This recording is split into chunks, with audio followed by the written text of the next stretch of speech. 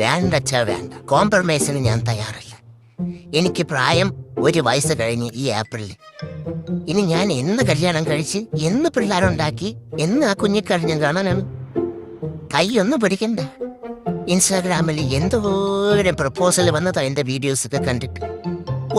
ഒരെണ്ണം നിങ്ങൾ അക്സെപ്റ്റ് ചെയ്ത തടവി ഇത് എങ്ങോട്ട് പോകുന്നു? കാര്യം പറയുമ്പോ മസാജ് ചെയ്യുന്ന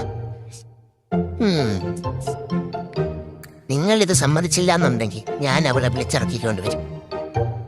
താഴത്തെ വീട്ടിലെ തീക്കാച്ചു പെണ്ണിനെ ഞാൻ നോക്കി വെച്ചിട്ടുണ്ട്. അവളെ ഞാൻ വിളിച്ചിറക്കിക്കൊണ്ട് വരും. എന്റെ കളറും അവളുടെ കറുത്ത വെളുത്തയും കളറും കൂടെ കോമ്പോ ആകുമ്പോൾ നല്ല രസമായിരിക്കും വെച്ച പിള്ളേരെ കാണാൻ.